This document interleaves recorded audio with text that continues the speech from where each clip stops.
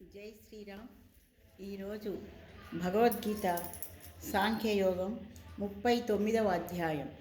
ఏషా తే విహితా సాంఖ్యే బుద్ధిర్యోగే త్విమాం శృణు బుద్ధ్యా యుక్తో యయా పార్థ కర్మబంధం ప్రహాస్యసి.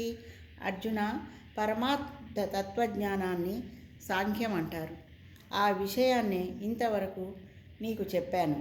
ఇక కర్మయోగ విషయాన్ని చెబుతాను విను.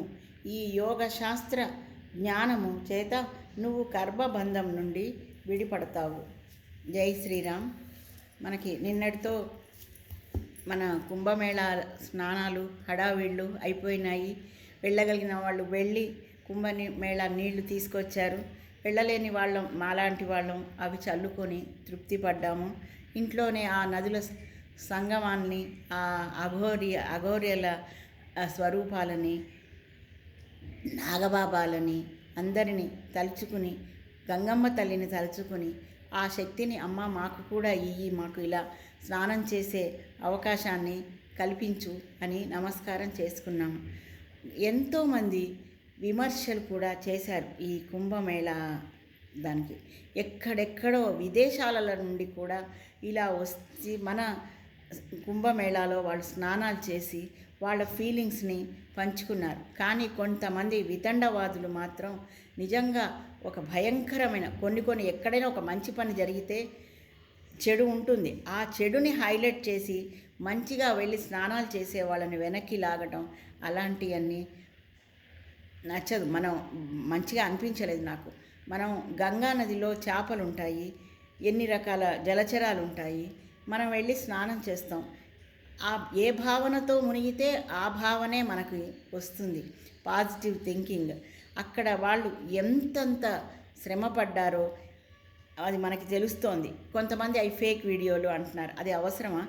మన సంస్కృతిని, మన సాంప్రదాయాల్ని ఎందుకు అంత నెగిటివ్ థింగ్స్తో చూడటం నాకు అర్థం కావట్లేదు. ఒక ఇల్లు అన్నాక పాజిటివ్ థింగ్స్ ఉంటాయి, నెగిటివ్ థింకింగ్స్ ఉంటాయి. మనం నెగిటివ్ థింకింగ్ని బయటకి పంపించేసి పాజిటివ్ థింకింగ్ని మనం ఇంట్లోకి ఎలా ఆహ్వానిస్తామో అలానే మన శరీరంలోకి, మన మనస్సులోకి శారీరకంగా, మానసికంగా పంపించుకుని మనం మన సంప్రదాయాలని మనం కాపాడుకుంటూ మన పిల్లలకు కూడా చేస్తూ ఉండాలి. నిజంగా నాకు 2-3 తారసపడ్డారు. వాళ్ళు కనీసం 40లో ఉన్న వాళ్ళే, అమెరికా నుంచి వచ్చి, అమెరికా విదేశాల నుంచి మా పిల్లలే, అంటే మా రిలేటివ్సే, దగ్గర వాళ్ళే, దానికోసమనే వచ్చారు. నిజంగా మనం ఇక్కడ ఉండి ఇండియా గురించి మనం ఎందుకు మాట్లాడాలి? ఎన్నో వస్తుంటాయి, అవి మనం హైలైట్ చేయడం ఎందుకు? కుంభమేళా అనేది ఇప్పుడు కాదు కదా, ఈ 144 ఏళ్లకు వచ్చేది అని అంటే అర్థం కాక ఇప్పుడు వచ్చింది. ప్రయాగరాజులో 144 ఏళ్ళకి కుంభమేళా. 4-5 ఏళ్ల కింద వచ్చింది అదేంటి హరిద్వార్లో, అంతకుముందు నాసిక్లో. అంటే అక్కడ 144 ఏళ్ళు అయినాయి. అంతేకాని మాట్లాడితే ఇది ఇలా అంటున్నారు, ఇది 144 ఏళ్ళకి ఎందుకు అయింది, 4-5 ఏళ్ల కిందే వచ్చింది కదా అని అంటారు. అర్ధమేళా ఉంది, అర్ధమేళా అంటే 6 ఏళ్ళు, 12 ఏళ్ళు కుంభమేళాలు, పుష్కరాలకు అదే నదులు వస్తాయి. మనం ఎందుకు మన సంస్కృతిని కించపరచకుండా దయచేసి మన దగ్గరికి ఏమైనా అబద్ధమైనవి వస్తే మనం తాత్వికంగా ఆలోచించి మనం ఇంకొకళ్ళకి పంచుదాం. మన సంస్కృతే, మన మంచితనాన్ని, మన తల్లిదండ్రుల మంచితనాన్ని మనం హైలైట్ చేసుకుంటాం. మన పిల్లల మన మనస్తత్వాలని మంచి చేయాలి. పెద్దవాళ్ళ గురించి అట్లానే చిన్నవాళ్ళకి మంచి చెప్పాలి. పెద్దవాళ్ళు కూడా ఉన్నాయేమో తెలీదు, అది మనకు అవసరం లేదు కదా. మన పెద్దవాళ్ళ గొప్పదనాన్ని మన పిల్లలకి చెప్పాలి. మన ఒక బ్రిడ్జ్ లాంటి వాళ్ళం. ఈ కుంభమేళా 140 సంవత్సరాలకు జరిగింది. ఎంత గొప్పదైన విషయం. ఎక్కడెక్కడి వాళ్ళు వచ్చారు, ఎక్కడెక్కడో బతుకు తెరువుకి అబద్ధాలు ఆడే మనస్తత్వం ఉన్న వాళ్ళు కూడా ఉంటారు. అది మనకు అవసరం లేదు.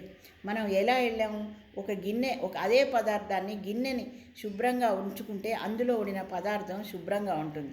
గిన్నె శుభ్రంగా ఉంచుకోకపోతే మనం ఎంత ఆహారం పెట్టినా అది పాడైపోతూనే ఉంటుంది. అలాగే అందుకే మనం కూడా మన సంస్కృతి సంప్రదాయాలని గౌరవిస్తూ వేరే వాళ్ళని కించపరచకుండా వేరే మతాలు మనకు అనవసరం. మన హిందూ మతం గొప్ప గురించి, మన హిందూ మతంలో ఉన్న ఔన్నత్యాన్ని గురించి మన పిల్లలకు చెప్పుకుందాం.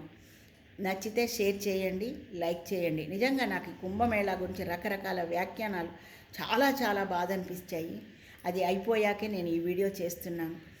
ఎంతమంది వచ్చారంటే నాకు తెలిసిన వాళ్ళు, మా చుట్టాల వాళ్ళే ఎంత వ్యయ ప్రయాసల కోర్చుకొని ఆ ప్రయాగరాజ్లో కుంభమేళా పాల్గొని తర్వాత కాశీకి వెళ్ళి కాశీ విశ్వేశ్వరుణ్ణి పితృదేవతల కోసం గయకు వెళ్ళి అది చేసి వచ్చారు. నిజంగా వాళ్ళకి శిరస నమస్కరిస్తున్నాను. పితృదేవతలకు అందరూ వాళ్ళని ఆశీర్వదించాలని కోరుకుంటున్నాను. జై శ్రీరామ్. నచ్చితే షేర్ చేయండి, లైక్ చేయండి.